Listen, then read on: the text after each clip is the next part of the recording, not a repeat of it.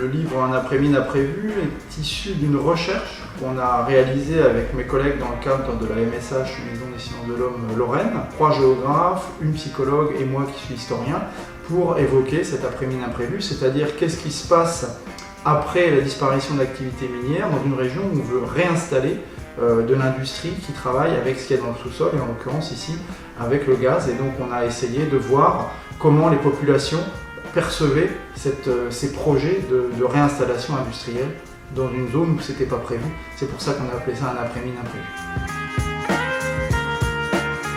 Moi je suis enseignant-chercheur en psychologie, mais je suis spécialisée en psychologie sociale. Moi je suis en fait historien de l'histoire contemporaine et spécialiste d'histoire industrielle et sociale, et je travaille sur la désindustrialisation. Moi je m'intéressais beaucoup au départ dans mes recherches aux questions d'acceptabilité sociale et donc au rapport entretenu entre les industriels, donc du nouveau projet d'exploitation de gaz de charbon avec les habitants et les collectivités locales. Moi j'ai travaillé depuis déjà une vingtaine d'années, le temps passe, sur les questions de l'exploitation minière, donc du devenir des paysages miniers après l'arrêt, puisque évidemment en France, comme d'ailleurs dans la plupart des pays européens, c'est ça, l'exploitation minière a pratiquement cessé, sauf pour encore certaines matières.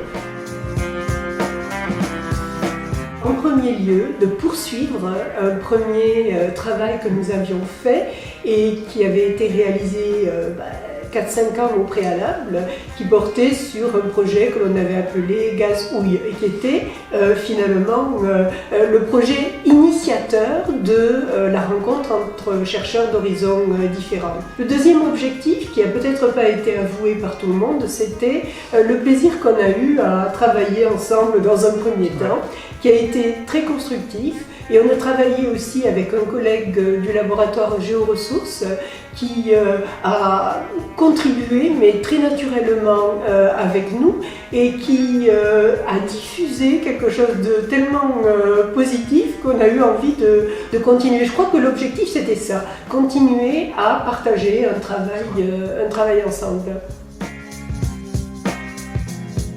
Il y a d'abord les personnes qui ont été interviewées et qui ont répondu très naturellement, très spontanément. Et puis il y a les personnes qu'on a été obligé d'aller chercher parce qu'elles rentraient finalement dans un échantillon de personnes qu'on avait décidé d'interviewer. Alors pour ce qui concerne les mineurs, les choses se sont passées d'une manière très positive, très favorable. On a travaillé ensemble avec Pascal puisqu'on est parti sur le terrain faire des entretiens et en fait les mineurs ont répondu favorablement à toutes les sollicitations qu'on a faites, y compris lorsque de nouvelles sollicitations ont été faites par des étudiants. Alors, ils ont été très contents de répondre aux étudiants, ils ont vraiment arrosé de toutes leurs connaissances et de leur approche vraiment de cette après-mine. En revanche, pour ce qui concerne les personnes faisant partie de notre échantillon, c'était un petit peu plus complexe parce qu'il a fallu les relancer à plusieurs reprises. Et dans ce cas-là, quand on va sur le terrain, des fois, on se retrouve face à des personnes qui, dans un premier temps, avaient donné leur accord pour participer et qui après, finalement j'ai réfléchi, non, voilà. Donc on a des désistements en cours de route et ça c'est un petit peu plus frustrant parfois. Malgré tout, on a pu avoir tout de même, disons, une bonne quinzaine d'entretiens dans chacune des 2 catégories que l'on a interrogées. Les anciens mineurs de charbon, ils sont très inquiets sur certaines formes de pollution qui pourraient être amenées par l'exploitation du gaz. En revanche, ils ont confiance dans des éléments qui feraient peur à d'autres personnes. Par exemple, en ce qui concerne le gaz, ils n'ont jamais parlé d'explosion, de choses comme ça.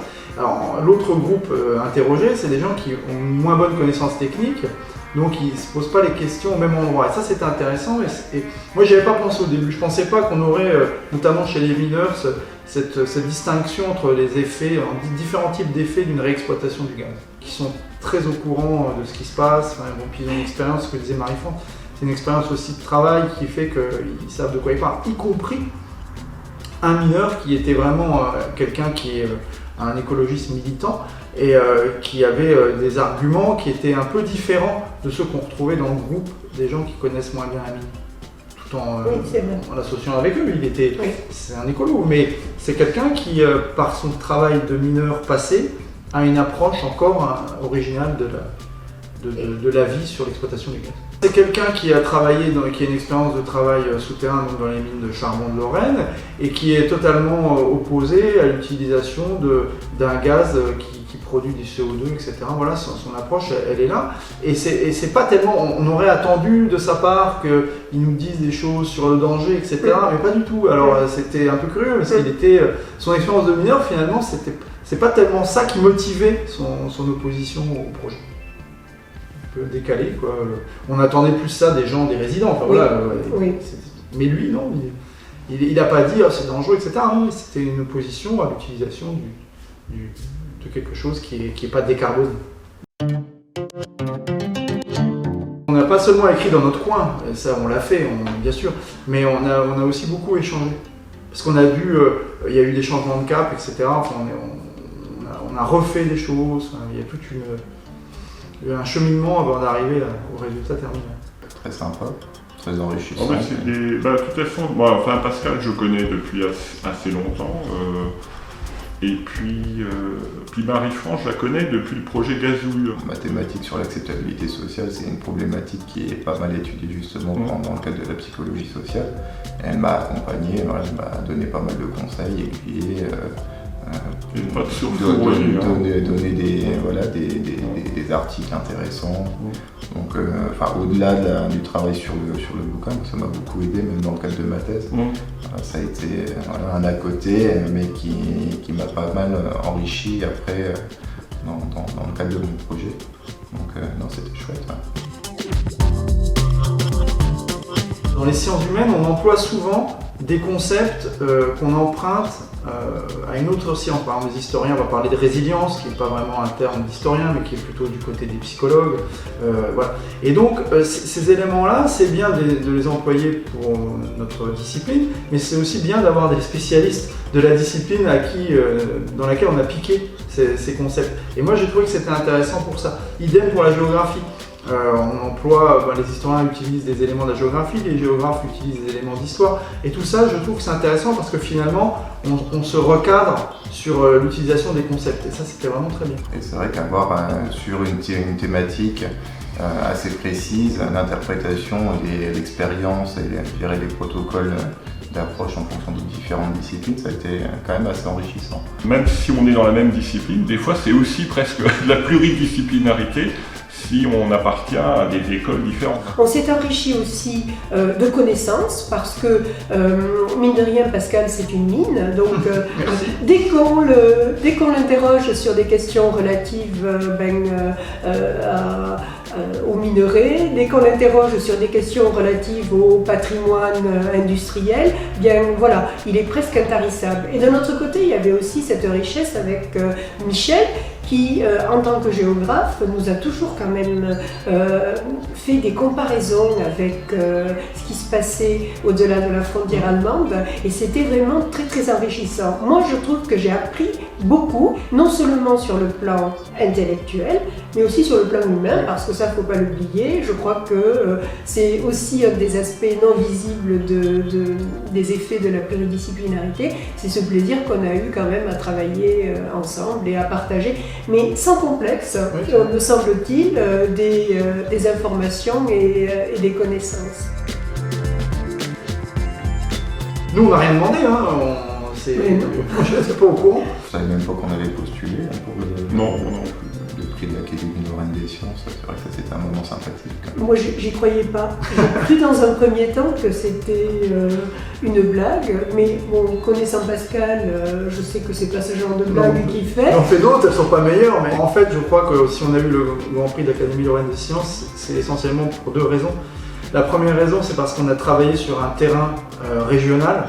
Et on n'a plus de complexe comme ça pouvait exister jusque dans les années 1990-2000. Chez les chercheurs français, il y avait toujours ce complexe d'absolument faire de la comparaison internationale et de ne pas considérer qu'un champ de recherche régional ou local n'est pas digne d'intérêt. Finalement, ce petit territoire à l'échelle mondiale, il a un intérêt dans une histoire un peu plus générale et dans une évolution scientifique un peu plus générale. Madame Lenati, dans la présentation qu'elle a faite, a bien donné les deux lectures qui avaient été faites, ou en tout cas les deux critères qu'ils avaient utilisés pour nous attribuer le prix, à savoir la qualité scientifique de l'ouvrage, et elle semblait dire que effectivement l'ouvrage avait toutes les qualités scientifiques, et d'autre part la question un petit peu plus locale et la question aussi un peu historique qui lui avait plu parce que, me semble-t-il, elle a fait une thèse en histoire. Et puis la deuxième chose aussi, c'est parce que je pense qu'on a écrit,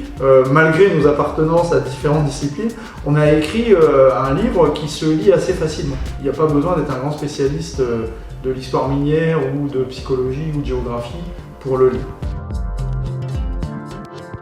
On a été publié dans le cadre de la collection de la MSH et on est très content parce que c'est quelque chose qui nous a permis de travailler de façon souple. C'est-à-dire on a enchaîné assez facilement entre le projet scientifique pur et dur et l'exposition des résultats dans le cadre du livre Un après-midi imprévu.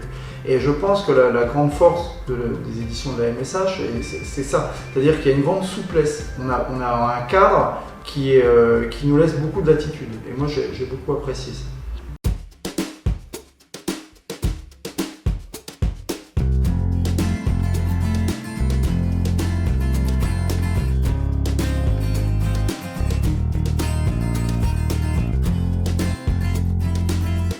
Ça ressemble à un diamant et le charbon finalement, avec beaucoup d'années et beaucoup de pression, ça devient un diamant.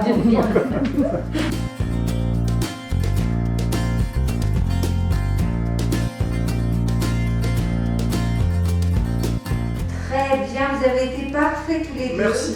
Comme d'habitude. Vous étiez raccord avec le fauteuil, Yann? Ah oui, j'ai pas anticipé ça.